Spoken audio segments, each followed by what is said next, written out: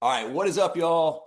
Will here with Schedulefly. This is the Restaurant Owners Uncorked podcast, sponsored by us here at Schedulefly. Super simple, web-based restaurant employee scheduling, legendary customer service.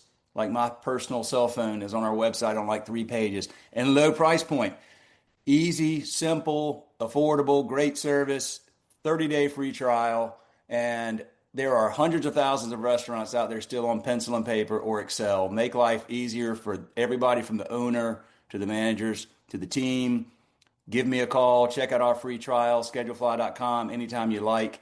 And we would love a chance to earn your business if you are still using paper, Excel, Google Sheets. Give us a shot. All right, now that's enough about Schedulefly. I am so Oh, Will, when you put your cell phone on your website, how many times is that cell phone ringing? well, listen, so all right, so I'll tell you about that because this is my cell phone, this flip phone. So Oh, old school. yes, sir. I Yes, love sir. it, man. But since you asked, Tommy, I'll tell you real quick, and then I'm gonna have you guys introduce yourself. It doesn't ring that much because our software is so easy to use that there's not a lot of need for Oh, support. So most of the time that it rings, like I'll tell you, like yesterday, it rang with the guy that yeah. listens to this podcast. He called me up and he said, "This podcast has been a game changer for me. I've owned a restaurant for 2.5 years. It's helped me so much. It's helped me keep positive energy. It's helped me get ideas.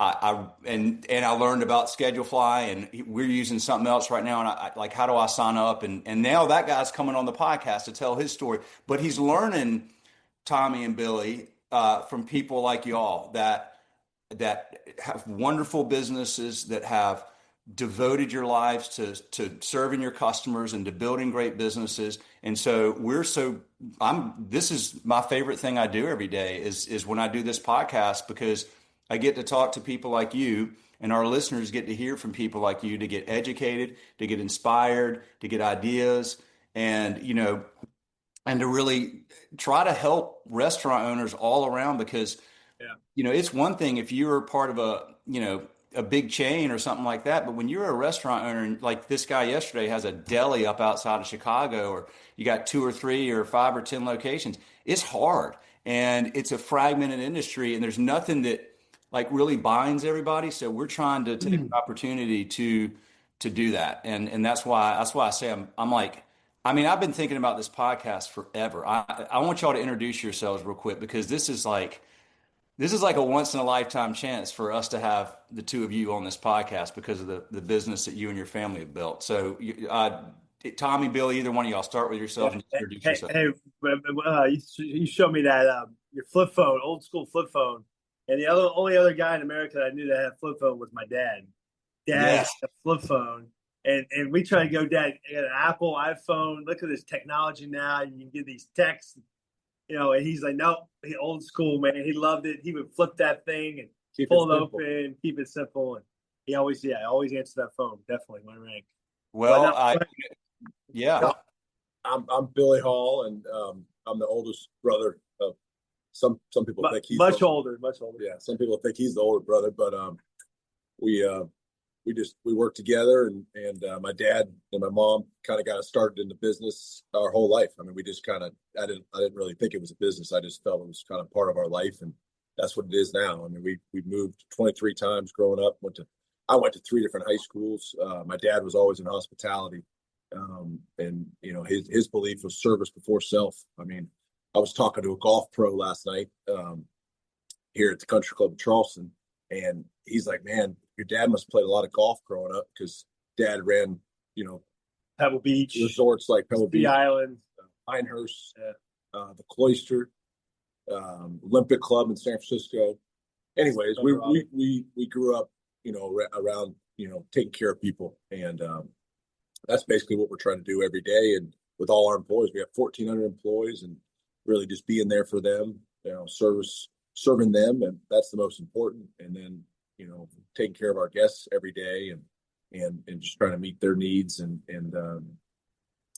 be there, 24/7, like you were saying. I mean, Employees. from Yeah. Nashville yesterday, it was snowing. We were worried about employees getting into the restaurant, to weather, as every day popping up. But we we just communicate and talk every day and go at it and wake up fired up to have another kick-ass day. I love it. I love it. But B, tell me a little bit about your background too. You spent a long time in the sports world.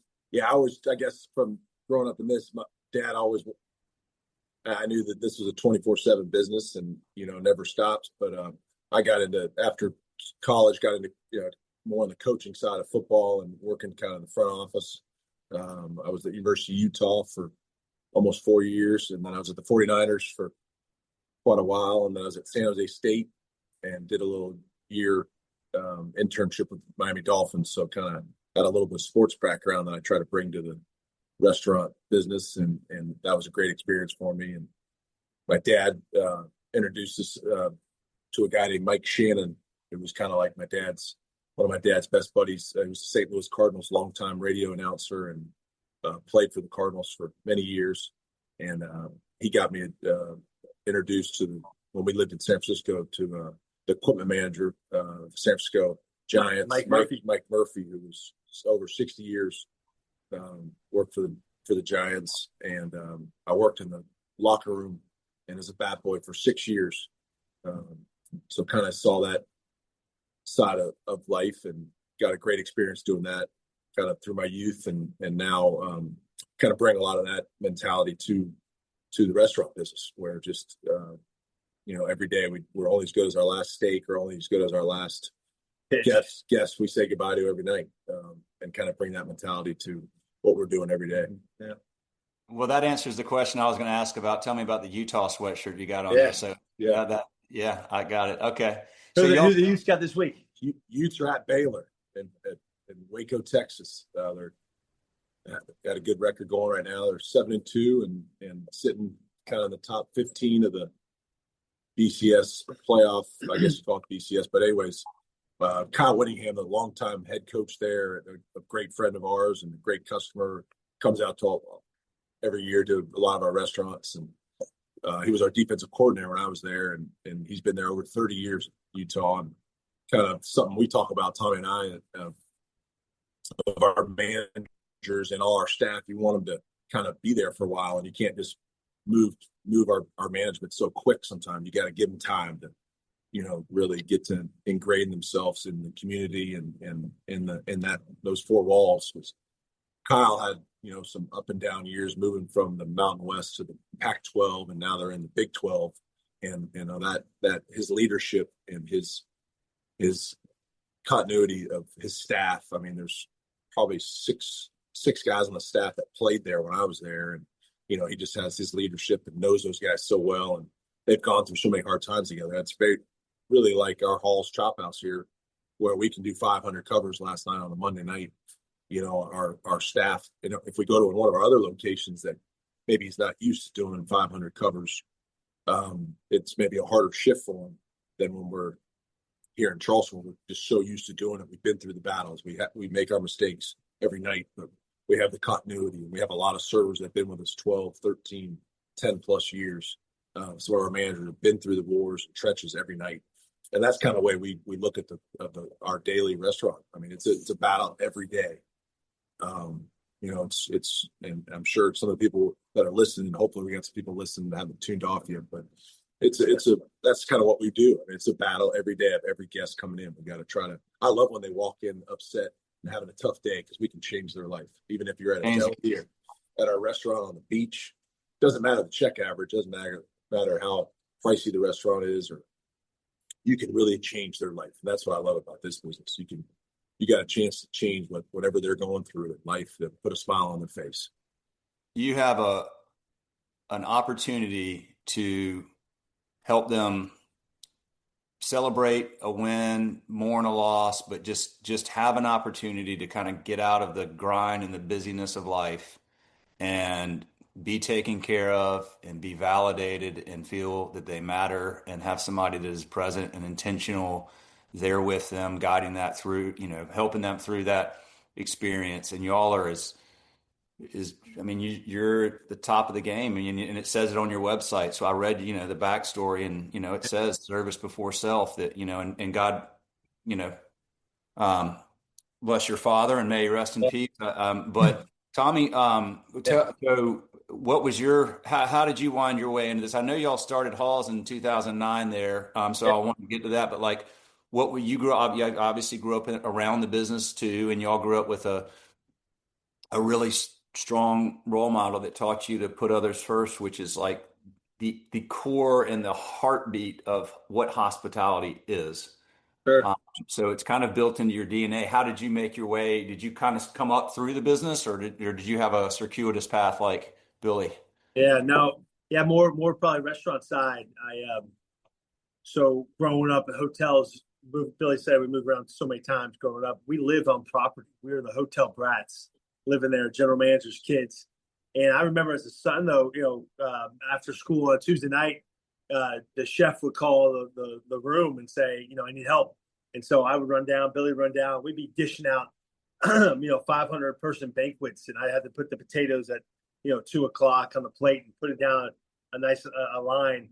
And old French chef kind of barking orders at me, but I kind of started getting the bug, and then went to work at a great restaurant in Pasadena, California called Il Fornaio. I was a bar back. All my buddies were going to the beach and going to the pool all summer, and I was going to work. I was probably 14 years old, put a tie on, going to work, and they would come by the restaurant and see me, and they'd be like, "Man, that's so cool." So I kind of caught the bug and worked throughout restaurants throughout my high school and college years. I went to Clemson University and finished with a communications and political science degree. With an idea, I was just passionate about this business. After college, I went to work for Del Frisco Steakhouse. It was owned by Lone Star, and I was blessed to have a couple of mentors. I had Dee Lincoln, who was the co-founder of Del Frisco's.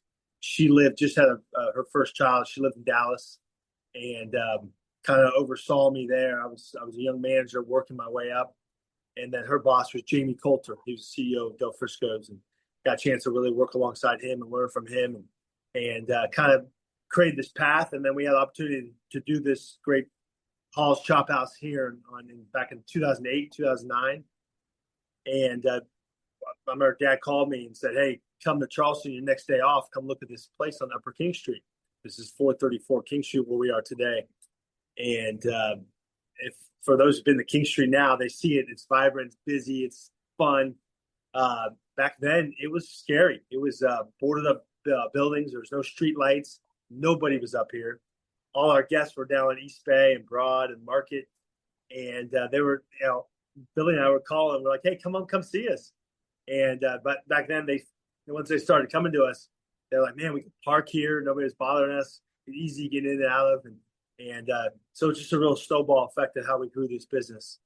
But here we are 17 years later. So to give a little context for people that are listening that have not heard of Halls, I mean, first of all, it's so ironic, all this timing, because Tommy, you and I got connected by mutual friend George McLaughlin, who is just one of the smarter operators I've ever met. I mean, I've been doing this podcast for 15 years. We've done over 600 episodes. I have so much respect for him. Yeah, I have so much respect for him and Amanda.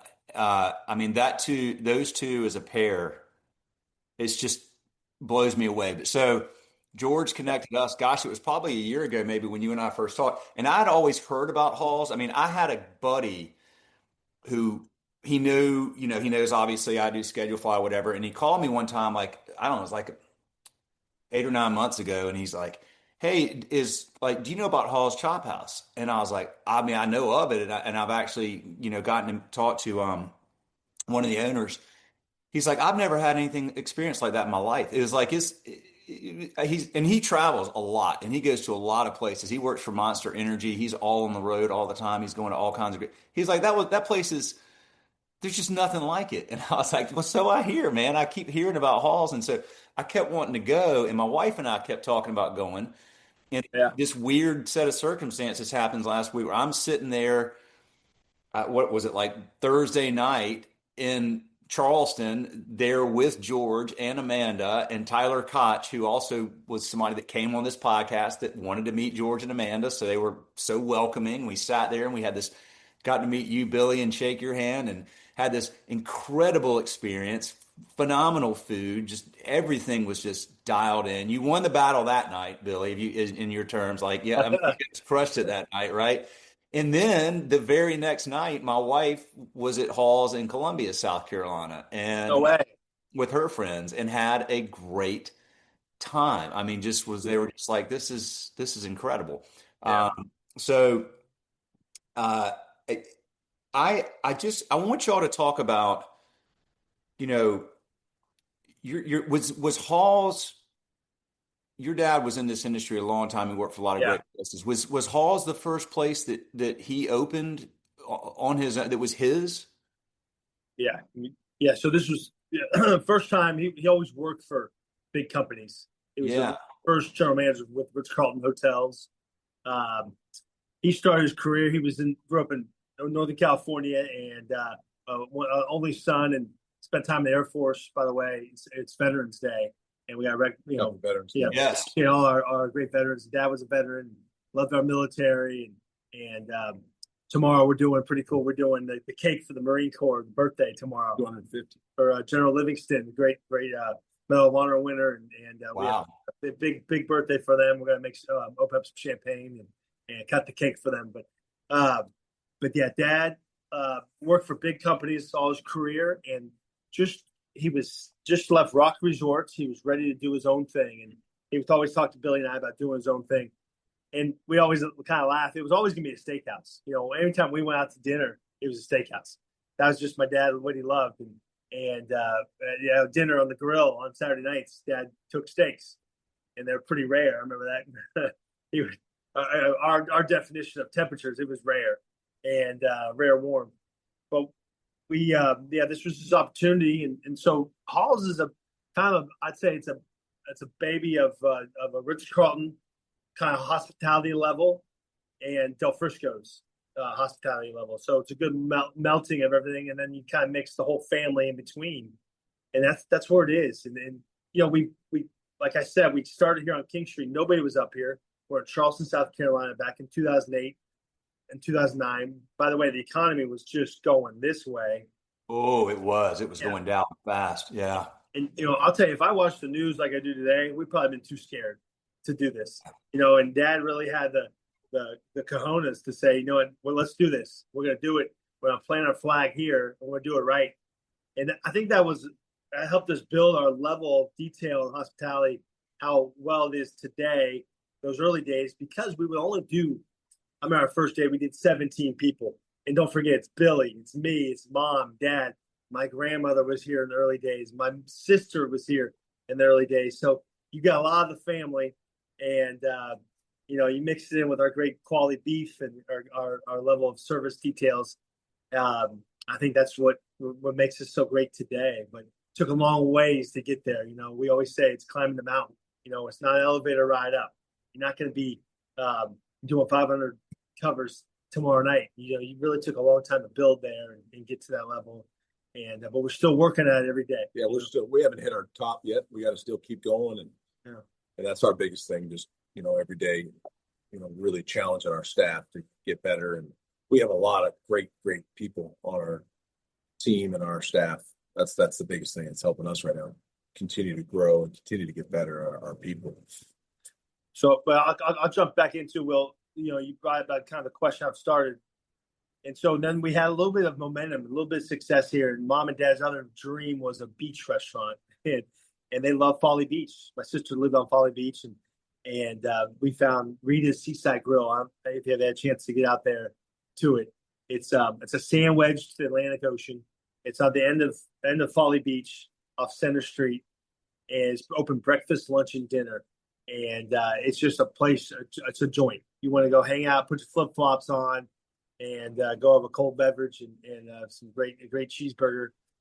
So all of a sudden, then we're a couple years into it. We had 2 restaurants going, and Dad just had this fire. He wanted to keep going, and he just wasn't always satisfied with just 1 or 2.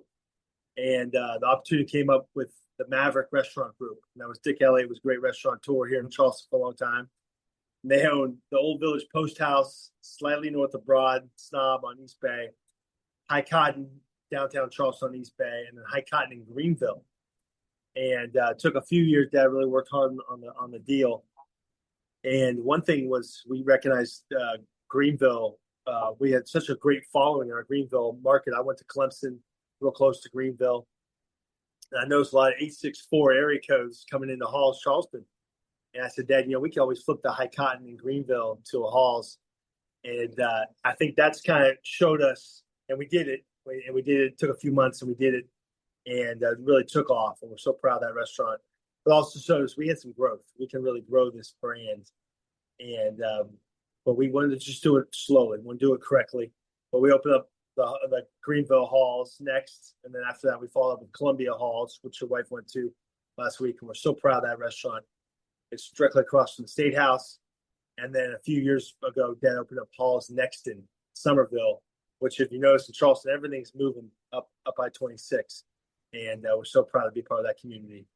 And that opened up here in 2019. And then our newest one is Halls Nashville. That was a big leap we did 2 years ago, right on Broadway towards Vanderbilt West Side. And then we opened up this time last year when you and I started talking was Halls Catch, our first seafood concept.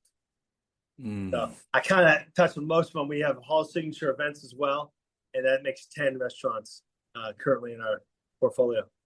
Where is Halls Catch? It's right next door. I mean, literally, you can chip to it. Right next door to Halls Chophouse, Nashville. So in Nashville, okay. Yeah, it's in the Broad West community, 1600 Broadway, so on the west end, real close to Vanderbilt. Why did you open there for seafood versus? Yeah, I know. Probably not what you think about. You land in Nashville, landlocked, middle of Tennessee, going, let's go get some great seafood. Yeah. But we had just such a cool audience in Nashville, and they really wanted great seafood. They wanted Charleston, great low country seafood, and we have obviously some on our steakhouse menu. But it was a vision Dad and I and Billy we were talking about for a long time, and we were looking at a few locations in Charleston, and we said, let's put it in Nashville. Let's give that quality. And it's really nice. It just gives guests going to the big steakhouse next door on a Tuesday night. Now, Wednesday night, they can go to the seafood joint next door, and kind of a cool, different vibe, different feeling to it. But we're so proud of it. Great world-class sushi, great fresh fish they're catching. It's unbelievable now what you can get, and we air freight in daily. I mean, we're getting fish from the Mediterranean. We're getting fish from Florida, some beautiful fresh snapper. West Coast, too. We're getting some great salmon from the West Coast and oysters. And so it's really cool what we're doing there. I want to urge you to come check it out the next time you're in Tennessee.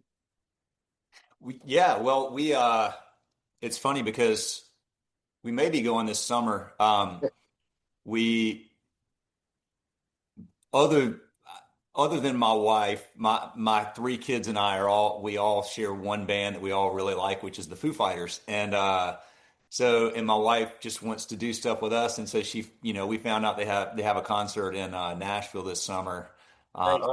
Yeah, we're choosing between Nashville and Chicago, so maybe this is the deal maker here. We'll go to Nashville and go to Halls. Well, I think you love just the cool little restaurant scene going on in Nashville. It's really up and coming. They just got a couple Michelin stars last week, and it's I think you like it. So please let me know, let Billy know when you're coming. And yeah, man, we'll love to have you. Well, yeah, let's make sure we're there too, and we'll deck it out. Foo Fighters, great band, by the way. They're probably playing Bridgestone or maybe Nissan. Bridgestone's like it's a 10-minute walk. Were they playing at Nissan or Bridgestone? Is it? Well, it's a shoot. Maybe I can't remember. But there's so many great music venues there too. Yeah. I mean, it's not. Yeah. Oh gosh, yeah. Music capital of the world. I'm glad that my kids all. I'm always like it's kind of like dad rock, but like my daughter saw them. Actually, two of my three kids have seen them in concert, and they're like, "This is one of the best concerts I've ever seen." So Dave Grohl can carry an audience. But let me ask you this, guys. Okay, I want to go back to when your dad and you all started, because right now there are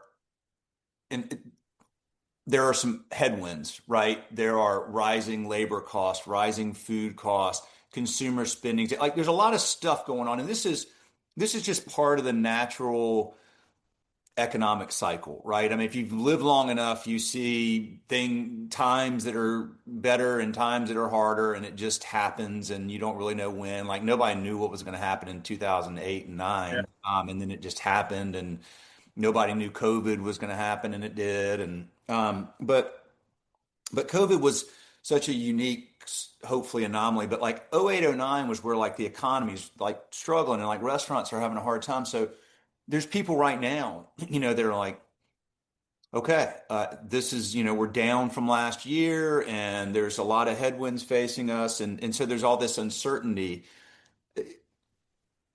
Tell me about the conversations y'all had in 08 and 09, where it was a tough time and your dad's like, man, we're going to plant our flag. What was where did that confidence come from? That to know that if we do this and we do it right and we execute on the things, our values and service before self and take care of our guests, that, I mean, that's a big risk for him later in life, Yeah. after all those years. So what gave him and you all that confidence to go, we're going to do this and we can figure this out? Yeah. Go ahead. Will, the hospitality side kind of came natural to us. We didn't really even talk about it. It was just how we always dealt with life, and we worked, growing up around it all the time. It's like you take care of people like you're coming to your own home, and Yeah. when people, come to your home, you don't just walk in, you come on in, you meet me in the dining room. No, you meet me at the front door. So we worked the front door, and Billy was the king of that. The handshake at the front door, welcome, how are you, a pat in the back, good to see you, and then using their guest name when possible. As we grew up, as we started meeting everybody, hey George, welcome back. Hey Will, that's what people wanted, and so that great, greeting at the front door, bringing them into the restaurant, anticipating their needs, service wise, hospitality wise. They're putting their hands up. Maybe they're chilly. We'll adjust the air. We'll maybe give them a little scarf. They're standing up. Maybe they're looking for the men's room or the ladies' room. We walk them to the bathroom, and then a great sincere goodbye. That was a Ritz-Carlton philosophy. That three keys there: the greet, the anticipate their needs, and then the great sincere goodbye. Hope you enjoyed everything. We got feedback directly. That was one thing we could do. We really learned from guests how that steak was, or how that fish was for them, or how the service was too slow, too fast. And so we just kept learning and adjusting constantly. But no, we just kind of honed our craft in. The drive was, though, Dad had no backup plan. This was Billy and I could have went and got another job. We're at that age there with our careers. We could have went to work for somebody else, but this was Dad's and Mom's chance to do it on their own. And we had to make payroll Friday, and that drove Billy and I. And I want people listen to you, the restaurateurs, think about it. That's the drive. You gotta pay your taxes, you gotta pay your payroll, your employees first, your vendors, and to have that drive. And so Billy and I would be here on Friday night, and our buddies would be calling us, hey, come down to this bar. I got a band playing over here. Come meet us over here. And our nights were winding down. And we said, you know what? Let's turn off Frank Sinatra. Let's put on the Rolling Stones, and let's create a bar crowd. Come see us over here, because we needed the extra $200, $300, guys. And I want everybody to know too. I mean, every dollar counts. And when you had that drive, and there was many weeks and months of Billy, I didn't take a paycheck, and Dad told us that, hey guys, we're not going to pay you this week. And we were okay, but we were such in a mission to do this and do this right. The service before self. We weren't thinking about ourselves. We weren't thinking about probably what our other friends were thinking about that time in our world, in our business. We were just like, hey, let's build this thing up, and we're still doing it today. Yeah, one day at a time. I mean, it was real simple. I mean, we knew we had to make every day to break even or make $1. That was, and that's something we still look at all our restaurants every day. What we got to do every day to break even or make $1, and to be able to start paying. We really had to pay off our construction too. Yeah. We were still paying off construction and liens that we had on us. We had liens on us. Get our great beef in, get our great wine list in. We had to, so every guest counts. So Billy, a lot of times we work in King Street. Hey guys, how are you? Welcome. Come on in. Come check us out. We put TVs in our bar in Charleston back in the early days. It was a big thing I saw in Texas.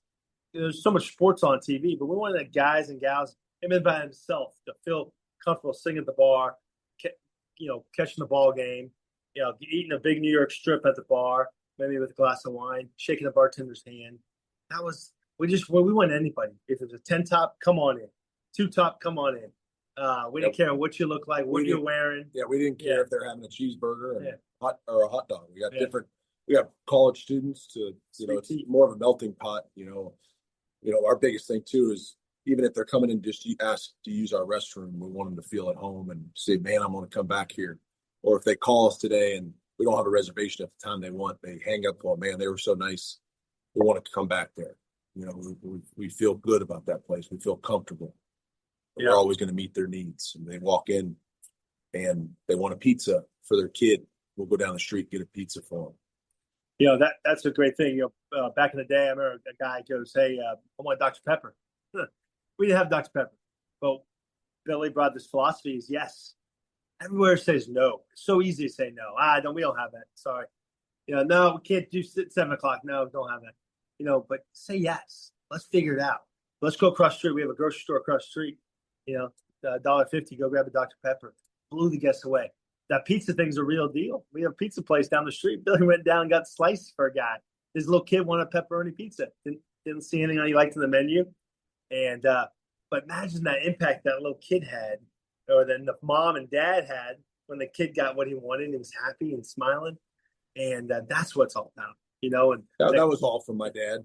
My mom and dad. And my dad was a old school hotel guy that would be in the lobby and drive guests to the airport. And he believed in the power of the human touch. Meeting that customer for a cup of coffee and breakfast in the morning, and read the paper with the guy and ask about how he feels about the place and ask him. He always reminded us every day throughout growing up, be ready for the answer now when you ask a customer how their experience is. But he wanted to know. He really wanted to. And we want that feedback so we can fix it. And I like to fix it when you're there too. There's always going to be mistakes happen. We're human beings and our product, so we can fix it though. If we know about it in the restaurant, gives us an opportunity to fix it, make you happy. And that's what I always tell people. My job is to make you happy, sir. My job is to make you happy, ma'am. What can I do to make you happy right now? Can I move your table? Can I cook you another steak? Can I go get that slice of pizza downtown? And we'll do whatever it takes. Well, okay. So I know we're going all over the place, Will. But No. I love this because all y'all have talked about since I asked that question is really it's customer service, it's customer experience, it's the, like you said, the human touch. This is unfortunately, I think just generally in our culture now, we've lost a lot of that. So that when you know it, like everybody knows it when they experience it and they enjoy it and they thrive on it and they want it again, which is why when I came to Hall's it wasn't Thursday, it was a Wednesday night. It was a Wednesday night in early November and there's nothing going on, like no events. And we had a reservation at 7 and there's 20 people standing outside. Like that's it? Only 20? What the heck? Slow night, huh? It's slow night. I mean, 20 people outside and you were packed to the gills. And you're not inexpensive. Like, these are expensive meals, but we it's funny because we joked about your dad having a flip phone and my family and all, like everybody laughs at me for having a flip phone and all that stuff, which I get. I mean, I get it. Like, but I had an iPhone until 2020 and I turned it in because I didn't like who I was with an iPhone in my hands. Yeah. I didn't have the discipline to not be super engaged with it. And I was like, well, let's say I had a problem with alcohol. I probably shouldn't have a fully stocked bar in my house, right? So I kind of felt like I had this issue and I didn't want to be because one of the things I know and you all know, is the importance of the human touch and the importance of being present and intentional with the people you're around. And I knew that I needed to get that away so that I could be, because there's not a whole lot you can do with this thing. There's no scrolling, there's no apps, there's no social media. And the additional thing is that we're so immersed now with so much information that I think this is why I wanted to ask you about 2008-09, because it these social media and even mainstream media are really designed to create anxiety, fear, worry, doubt, because we're programmed to, like, we can't stop looking at that stuff, right? Can't stop. Yeah, like you can't, like, cars stop when there's a wreck on this. It's like the onlooker thing where you slow down when there's like so my forgive me, but my point of this whole thing is like we, we really we need, if you're starting a restaurant now, or Yes. you're looking at the headwinds, like, lean into being present and being intentional and being aware of your guest, aware of your employees, aware of what's going on in their lives. As you said, like reading the room, noticing what's going on, trying to anticipate all these qualities. Like, if you're doing that and you're doing that well and you're executing on that every day, and trying, as you said, Bill, every day, and every day is a new day to start again and to get a little bit better and to climb a little bit. Maybe you climb one day, and then maybe you have to go back down the next day Yep. and find a different route or whatever it is. But like, I'm holding this coffee right now from the Daily Grind here in Waxhaw, and they have a location in Waxhaw and a location in Lancaster, South Carolina, near here. And the reason I go there and buy expensive coffee, which I'm cheap and frugal, and I don't like to buy, but I go there every day because they know my name. And like, I walk in, they're like, "What's up, Will? How you doing, man?" And that's all. That's it. I'm buying, intentionality. I'm buying being Norm from Cheers. Like, like, we want that, and y'all are so Yeah. good at it. And it's just a point I really like to underscore, because I do talk to a lot of people that it's hard because you're thinking through all these things: my labor costs, my food costs, but like, if you lean in and really focus on that, I feel like, and that's true in any business right now, retail, hospitality, whatever. If you're really, really focused on guests, they want that, they need it, they're not getting it at a lot of other places. And that's one of the things that you can control, that, and you can't Yes. control these exterior factors that are going on. I mean, do you all agree with that? Is that? I'm gonna add something here too. Yeah, I mean, I'll throw it back to sports. I mean, winning games takes care of a lot of things. You know, a lot of 49ers, for the 5 Super Bowls they won in the 80s and in the early 90s, they didn't have any marketing.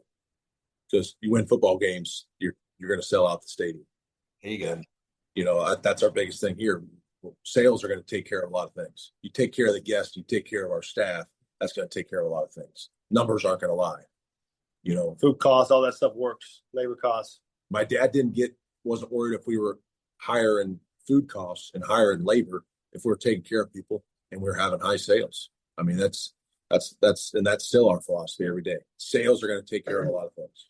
But I'll go back to a little thing, those details for other restaurateurs listening. Billy and I get here in the mornings, and Mom and Dad would be sitting here with a stack of envelopes, writing handwritten letters to every guest, every business card they got, to our neighbor down the street, that couple that had their anniversary. It wasn't a marketing pool. It was just a thank you for dining with us. Thank you for coming celebrating your 22nd wedding anniversary, because that's a big deal. That anniversary is a big deal for them. And that was all it is. Sincerely, Jeannie and Bill Hall. And then Billy and I took it kind of next step farther. We said, let's challenge our great wait staff. They really were doing such a great job of building this rapport. I said, hey guys, why don't we all write them? So all of a sudden we were sending out 10, 15 thank you cards a night. Now we probably sent out last night, 75 thank you cards. And that's not, it's not a sales pitch. We're not telling them, hey, come in next week, we're doing a fresh lobster feature. No, it's just about thank you, because life is hard. You're right. There's too much of this going on, but just to slow it down and to write a handwritten thank you card just goes a long way. It's an old school technique that mom and dad taught us, and we still instill today in all our restaurants. It's even more meaningful today than ever because nobody does that. No, that's such a unique thing now to get a handwritten, not some digital Yeah. signature or whatever, but like somebody actually sat down and took the time to write this to me. That's when does that happen? Like Yeah. it's a great. So you were at 75 last night. Your staff, you and your staff. Yeah.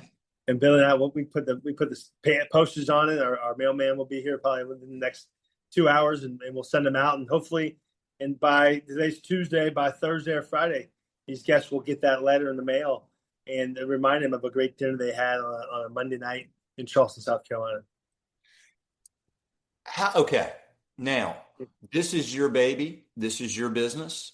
This is I mean, this means more than anything to y'all. I get it as a business owner. How do you, particularly in today's time, with this next generation coming up that has grown up, and my kids being a part of it, I've got one that's 4 years into college and one that just started, and they've grown up with these devices, and frankly, they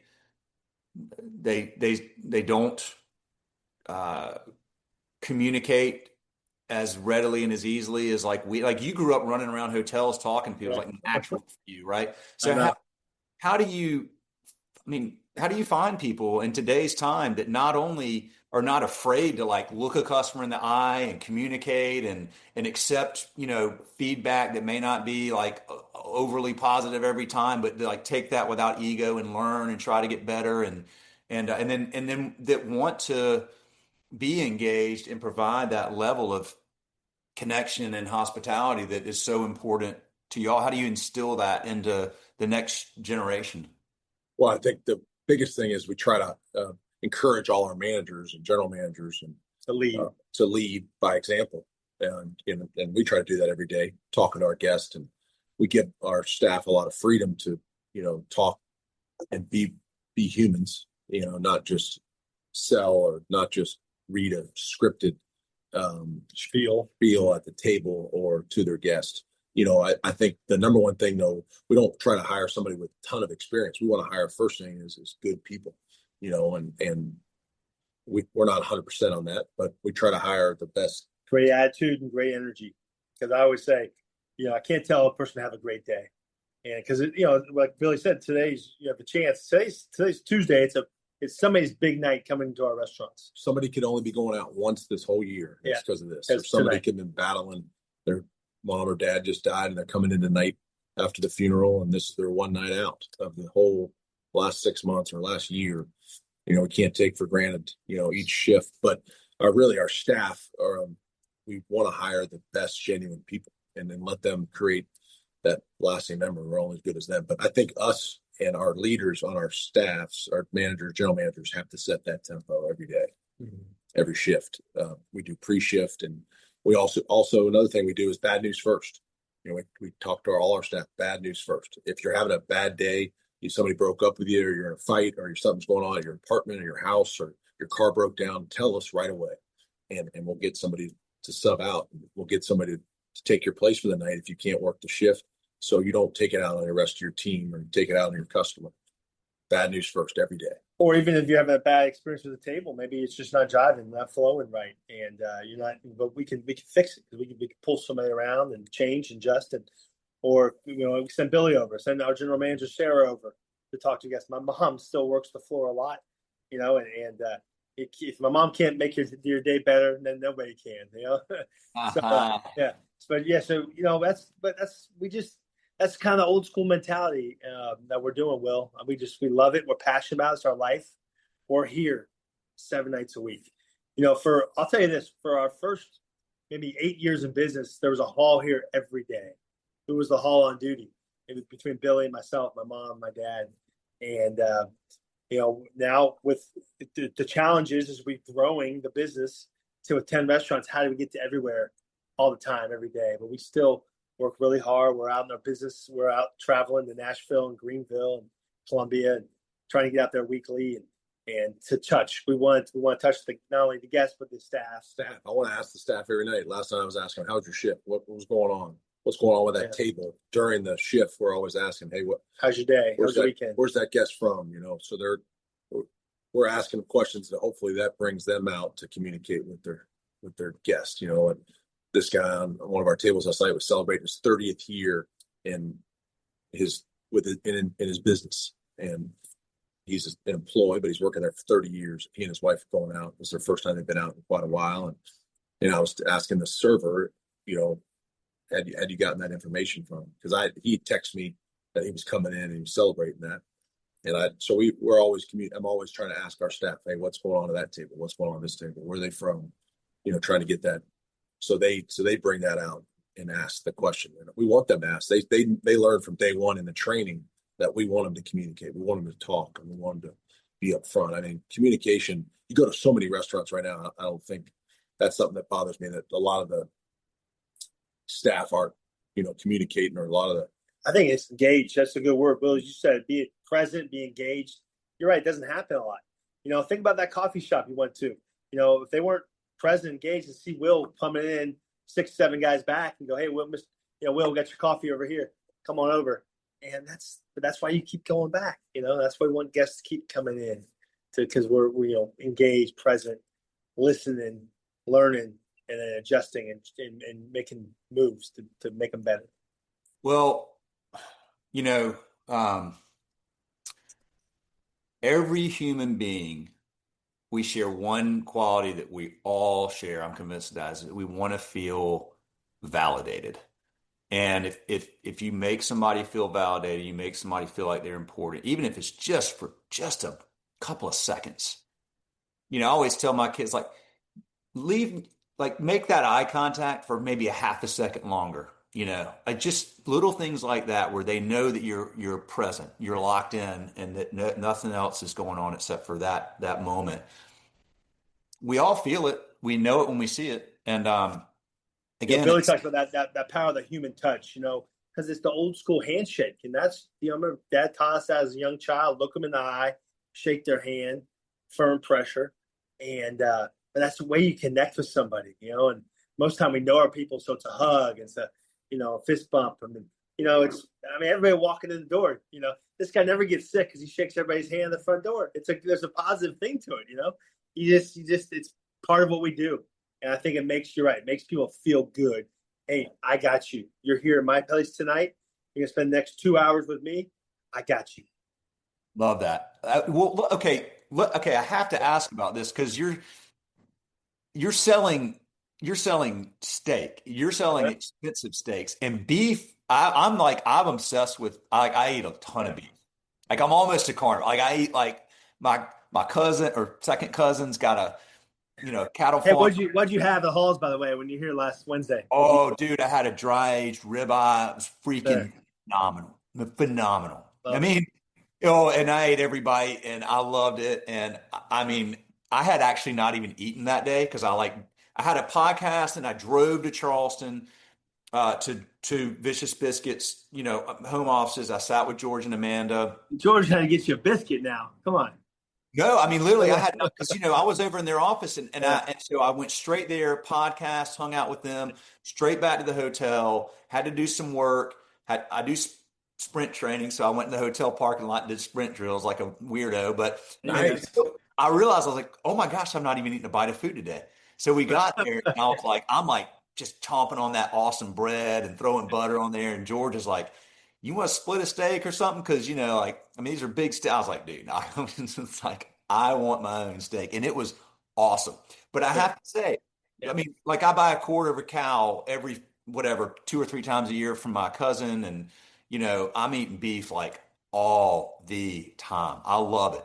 But boy, I tell you, I'm glad I buy that from him, because now when I go to the store and I look, I'm like, man, these prices are just out of whack. And I didn't really know a whole lot about the supply chain for beef until I talked to the lady who runs the Texas Restaurant Association, Emily, and she was telling me about, beef prices aren't really going to come down till probably 2028, because our cattle supply is so low. Yeah. Because of like some of the after effects of COVID and everything. So I'm just like, just purely for education, like, Sure. tell me what's going on with that. You're obviously very dialed into that, and how, like, where you see that going, and where you see any relief. And then I'm also curious, like, where do you get your beef if like the Yeah. supply is, not like we don't have as many cows or cattle as we did. How is that impacting y'all downstream? So relationships, like we've been talking about the theme today. And so we started, we're with Allen Brothers out of Chicago, Illinois, the original mothership for Allen Brothers Beef. And the old owner, CEO, was Bobby Hadoff. He was a great friend of my dad. And Bobby and Dad had a handshake deal. And Dad he said, Bobby, I want the best quality beef. And that's what Allen Brothers does. And they're a partner with us. It's just the consistency. Everybody's got great beef. There's Buckhead, Summers, so many good beef companies, Lynn's markets out there. I can't say enough. It's all about the relationship you have with those people. But we've had a great relationship with Allen Brothers since day one. We never strayed. All our beef, 100% of our beef comes from Chicago. It's delivered by truck. Nothing's frozen. Everything's fresh twice a week, every Tuesday and every Friday. And it'll hit Nashville and work its way down to Charleston. And then we do it again. And obviously, as our volumes change and adjusted, but that's one thing Billy and I know. We're very proud of our consistency of our quality of our beef coming out. We work with our meat purveyor constantly, working on specs. We're up in the Chicago plant every year, talking with the meat cutters up there. But yes, it is a wild time right now with prices. I've never seen anything like it in our career. I mean, Billy and I were looking at our menus from the old days in 08, 09. Our 8-ounce filet mignon was $33. We were 57 when you came in last week. We're about to bump it up right now to over $60. So it's almost doubled in 17 years of business. And that's probably pretty normal, but I mean, imagine if you take the curve from back in the 80s to 2000, maybe it's something similar, but definitely a wild time. And with our relationship, we do feel good about what's going to happen. We're hoping for some relief. Typically, this time of year, we hit the holidays and the cooler months. Beef consumption goes way up.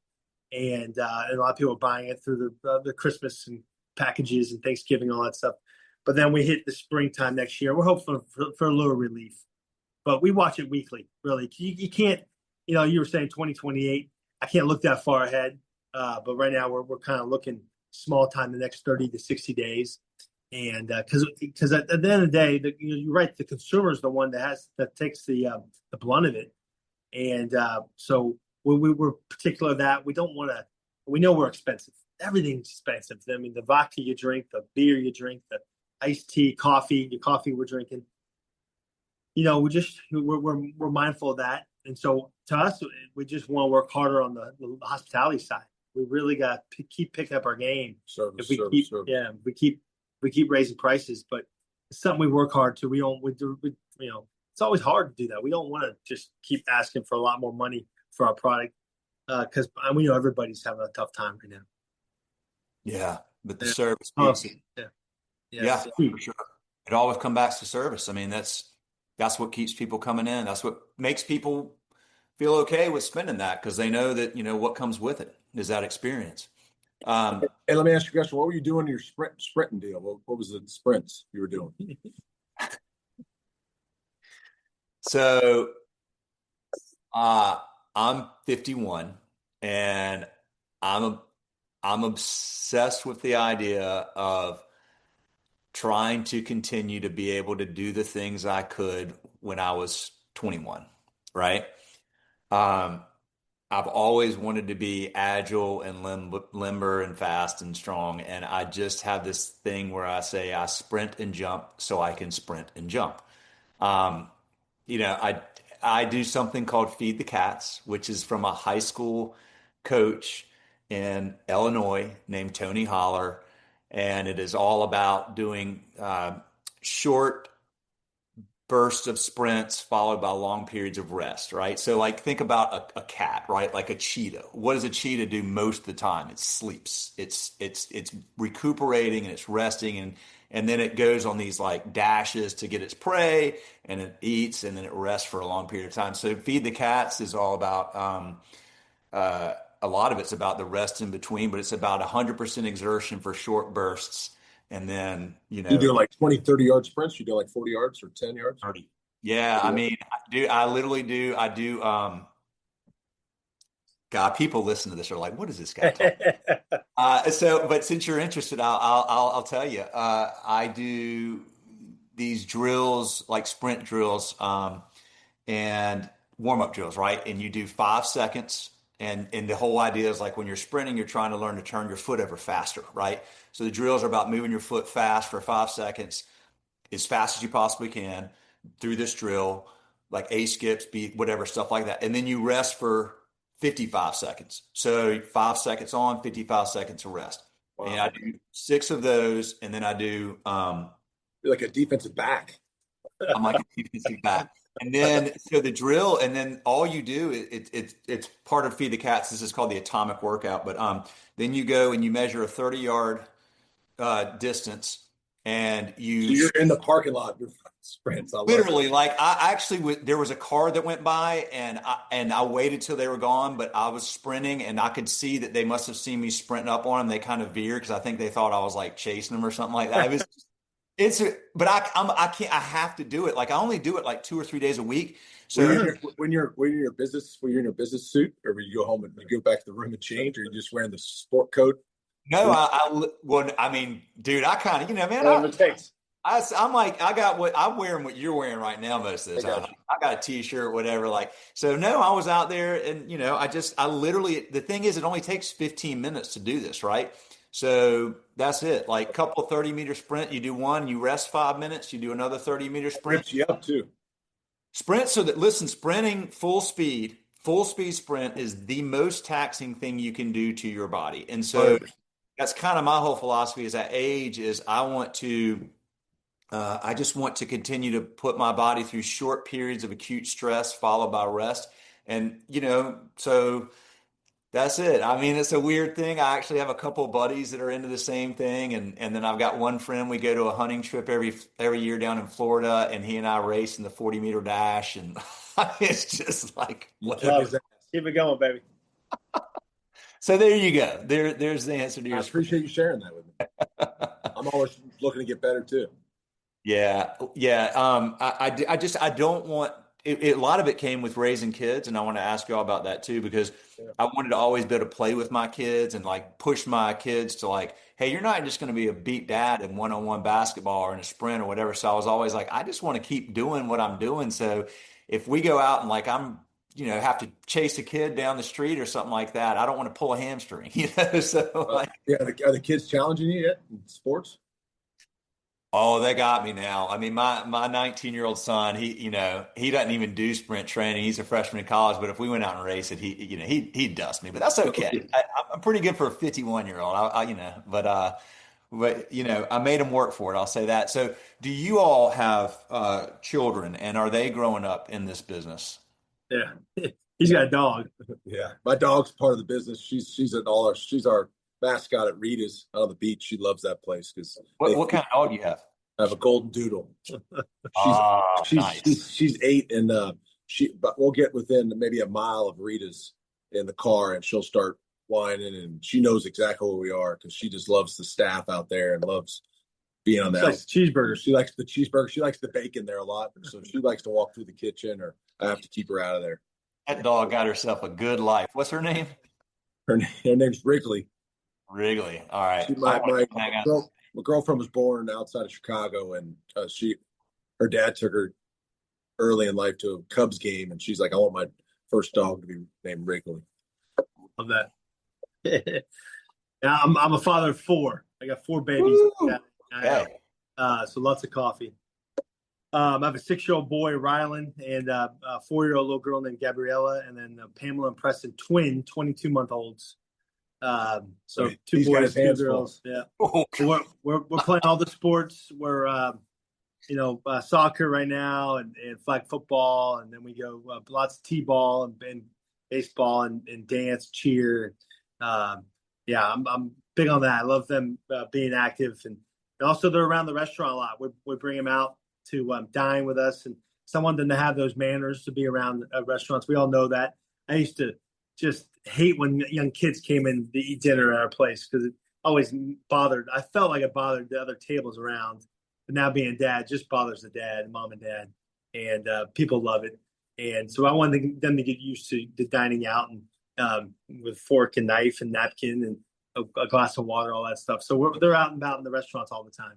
It's amazing how many people are still bringing the kids in. And last night we had a table of 4 kids and the parents, just like Tommy's family. But I mean, there had to be at least 5, 6, 7 different tables with kids last night, enjoying, and some of them coming early but they feel at home here. That's what we want them to feel like. They're coming into our house so they can bring their kids and they can get the chicken tenders and, the mac and cheese, or we'll go get them a pizza. We want everybody to feel at home, from all walks of life, and they can get a cheeseburger, hot dogs. Shoot, my little 4-year-old daughter, she wants the clams. We have clams at our restaurant, Slightly with the Broad. And she's like, Daddy, bring me the clams. And their palates are amazing now. The palates on these kids, it's unbelievable. I never even thought of some of this. I mean, we have my sister's son. I mean, oysters. He's eating oysters. I mean, by the caviar, and I mean sushi. I mean, I never thought of that at 9 and 10 years old. I just wasn't thinking of that nowadays, and it's amazing to see, and it's so fun. I was up in Nashville last week and at Catch, and there was a group of kids in there with their parents ordering all kinds of caviar, and I was amazed. Well, your sister, those are gonna be some healthy kids. If you're macking on some beef and oysters, those are like 2 of the most nutrient dense foods you can put in your body, I think. Doing sprints outside the restaurant. Coming in. That's right. That's good fuel for that. Well, okay. So 4 kids, 6 and under. You've got your hands full, brother. So then let's talk about that. I mean, that brings another dynamic, which is clearly you have a lot of trust in your team. I'm sure you work a lot of hours, but you've got to have a lot of great people around you to have any sort of like balance and have time with them and be present with them. So just talk a little bit about that, Tommy. Yeah, one thing is I'm blessed. We have a great team. I'm so proud of our team, and we're over 1,200 employees now throughout the Southeast, with South Carolina and Tennessee now. But just to work alongside family and have my brothers coming back. He's working last night on a Monday night. I can take Monday night off with my family and not worry and not stress. I know a lot of restaurateurs listening. You'll have that if you're not there. It's just a part of natural, I think, habit. It's a control thing. You can't control it and be there and touch it. Is it going to be running the way you want it to, or is it, like we always say, we're building it. So if you're building it and you're not there, how you going to build it? It's a fine line balance. We never really balance. I think whatever you do, you got to go full on. If being a mom and dad, if you're good at golf, I mean, whatever you do in life, you just got to go dive in full on and, turn that phone off and just focus on the task at hand. Compartmentalize constantly. What's my goal right now? What's my target? We'll leave here after this podcast. We're diving in. We got some meetings lined up here and hit our corporate office, and we'll probably work there till about 2:00 today. I know Billy will probably get a workout in, and then we showtime 4:00. The restaurant here we open, and we'll be here, and we'll get out and hit the other restaurant stores tonight, and shaking hands and talking to our people and talking to our guests. And all of a sudden, next thing you know, it's 10:00, 11:00 at night. It's amazing how fast time flies. But yes, I mean, I try to have my time in the mornings with my kids, the weekends. Tommy, he does a great job taking them to school and getting them up and make breakfast. And... That's a hard task, by the way, too. Yes, it is. Yes. My dad was old school. He was there for us, but he was a worker, 7 days a week, so we knew, growing up, if we really wanted to hang out with him, we went with him. With him to the restaurant or to the hotels. I mean, we grew up in lobbies. I mean, I sat in lobbies waiting for my dad to get out of a meeting. Or my dad was a big walk around the lobby, walk around, check on all the restaurants, checking on the property. So sometimes he'd say, just sit here in the lobby. And we learned, just so much from watching the concierge, watching the bellman, watching the front desk and how they interacted. I mean, I'd sit in the lobbies and read newspapers. Nowadays, you go to hotels and it's hard to get a newspaper. It's really hard to find a newspaper because everybody's on the phone, or that's the day after, so, we're a little bit old school still, or I guess a lot old school still, in terms of we never want to forget what my dad taught us. And dad showed up to a lot of games. I remember those games that he showed up, because couldn't make every game because he was working. But I remember the games he showed up and was there. And Tommy's amazing at being present he's there. He's probably gone to more games than my dad has already. I mean, he's unbelievable. And I want to be there for him so he can go do that. My mom's still around and about to celebrate her big 80th birthday coming up. So we're all excited about that. It's like her 49th. 40. Yeah. Yeah, that's right. That's right. And she's still in there somehow. She was here last night. Yeah. She'll be working nights every Sunday brunch here. We do a famous gospel Sunday brunch at a lot of our halls, Chophouses, and she's here working. She was in the Greenville store Sunday, and I know she'll be here this week. And checking on the music, checking on the popovers. We have famous popovers that go out every Sunday morning, and she loves that. She really enjoys being a part of it. And she helps with all the decorations. She's working on Christmas decorations as we speak, and it's fun. So it's a true family business. Do y'all know, speaking of Greenville, do you know Carl Sobocinski? Yes. Great guy. Man, he's we had him on this podcast, and just somebody I really have a lot of respect for. And you can see that the people that work for him really love him a lot. And Carl's got one of the best tailgates when it comes to football games. So if you go, it's in lot 6. Look at Carl's. He's always got some great food lined up, and challenge you to go for a Tiger football game. For a Tiger football. Well, listen, I have to say, we're going to the South Carolina Clemson game. Oh, wow. My wife is a big Gamecocks fan, and love it. None of my kids have. Well, I still have one more. He's in high school, so we'll see. But she is maybe we know who to cheer for during that game. I have a lot of respect for Clemson. I think Dabo's done a great job there. It's been a tough year, but just 2 great programs for sure. We love Shane. Shane's a hell of a person and a great coach as well. Got a good staff there. That's going to be a hell of a game. That's a great rivalry. Well, I guess it's got one to be the best rivalries all of college football and all college sports, Clemson and South Carolina. So are you coming in Friday night for that game, or just going to drive in for the kick? We're driving in. Okay. Well, we'll be open early if you want to come have a little pregame at Halls or after. It's a 12 o'clock kick. So, yeah, I have 2 kids that are coming in from college, and we were just talking to them. We do a family FaceTime Sunday night, and they're like, "We have to get up early." I'm like, "Well, we're gonna be 12 o'clock." Like we're gonna, Well, guys, listen, I will let y'all run. I know you said you've got some meetings coming up. I want to thank you. I appreciate the time, the incredible advice and wisdom and energy you bring to what you're doing. I think the last thing I would say is, I'm trying to remember to do this.